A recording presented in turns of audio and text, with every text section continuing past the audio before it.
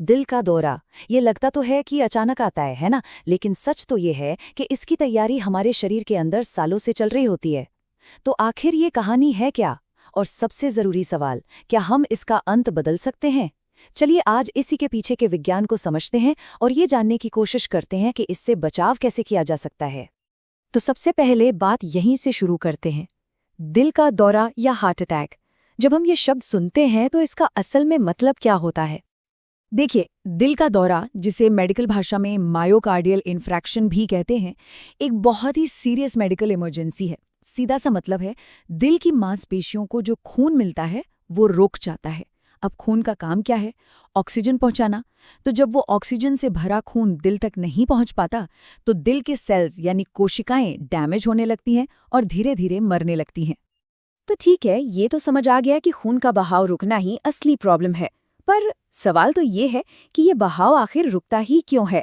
इसका जवाब हमारी खून की नसों यानी धमनियों के अंदर छिपा है, जहां सालों साल एक बहुत धीमी प्रक्रिया चलती रहती है। ज्यादातर मामलों में इस पूरी कहानी का एक ही मुख्य विलेन है और उसका नाम है एथेरोस्क्लेरोसिस। ये सुनने में थोड़ा मुश्किल लग सकता है, पर इसका मतलब बस इतना है कि हमारी धमनियों के अंदर धीरे धीरे प्लैक नाम की एक चीज जमा होने लगती है। आप इसे ऐसे समझिए, पहले एक बिल्कुल साफ स्वस्थ धमनी होती है, फिर धीरे धीरे समय के साथ प्लाक जमना शुरू होता है और धमनी अंदर से संकरी मतलब नैरो होने लगती है। बिल्कुल एक पानी के पाइप की तरह सोचिए, जिसके अंदर धीरे धीरे काई या कचरा जम रहा हो।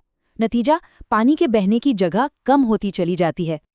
तो अब सवाल ये उठता है कि ये प्लाक आखिर है क्या, बनता किस चीज से है? असल में ये कोई एक चीज नहीं है, ये एक मिक्सचर है जिसमें कोलेस्ट्रॉल होता है, फैट होता है, कैल्शियम होता है और खून में मौजूद कुछ और पदार्थ भी होते हैं।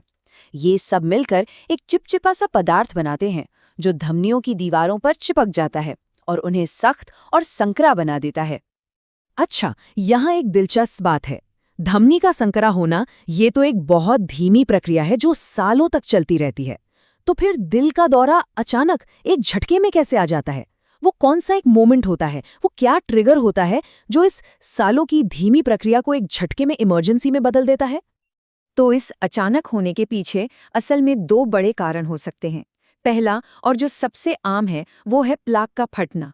सोचिए, वो जो प्लाक जमा हो रहा था उसकी सतह अचानक फट जाती है। अब हमारा शरीर सोचता है कि ये एक चोट है और उसे ठीक करने के लिए वहां फौरन एक खून का थक्का यानी ब्लड क्लॉट बना देता है, और यही क्लॉट उस पहले से संकरी धमनी को पूरी तरह से ब्लॉक कर देता है। दूसरा कारण हो सकता है धमनी में अचानक ऐंठन आ जाना, मतलब धमनी की मांसपेशी एकदम से सिकुड़ जाती है और खून का रास्ता रोक देती है। तो अब हम ये तो जान गए कि ये सब होता कैसे है, पर अब असली सवाल पर आते हैं। कुछ लोगों को इसका खतरा दूसरों से ज्यादा क्यों होता है? यहीं पर बात आती है रिस्क फैक्टर्स की, यानी वो कारक जो जोखिम बढ़ाते हैं। और यकीन मानिए, इन्हें समझना ही बचाव की तरफ पहला और सबसे जरूरी कदम है। और यहाँ एक बहुत ही जरूरी और अच्छी खबर है। जरा देखिए, high blood pressure, high cholesterol, smoking, मोटापा, एक्सरसाइज की कमी, डायबिटीज, यहाँ तक कि तनाव, ये सब वो चीजें हैं जिन्हें बदला जा सकता है, जिन्हें कंट्रोल किया जा सकता है। इसका मतलब क्या हुआ? इसका मतलब ये है कि ज्यादातर रिस्क फैक्टर्स हमारे अपने हाथ में है। सिर्फ उम्र और फैमिली हिस्ट्री जैसी कुछ ही चीजें हैं जिन पर हमारा बस नहीं चलता। और ये जानना कि ज्यादातर कंट्रोल हमारे पास है, अपने आप में एक बहुत बड़ी ताकत है। तो इस पूरी बातचीत का सार क्या है? अगर सब कुछ समेटना हो तो सबसे जरूरी बातें कौन सी हैं जो हमें याद रखनी चाहिए?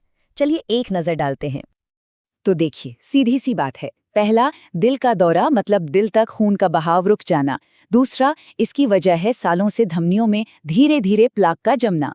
तीसरा, इसका तात्कालिक कारण यानी ट्रिगर एक अचानक बना ब्लड क्लॉट या धमनी में आई ऐंठन होती है। और सबसे जरूरी बात, इस कहानी का अंत बदला जा सकता है, क्योंकि ज्यादातर जोखिम हमारी जीवन शैली और हमारी आदतों से जुड़े हैं जिन्हें हम कंट्रोल कर सकते हैं। और आखिर में मैं आपको इसी एक सवाल के साथ छोड़कर जाना चाहती हूँ। किसी भी इंसान की जीवन शैली, उसकी रोज की आदतें, उसके दिल की सेहत के बारे में असल में क्या कहानी सुनाती हैं?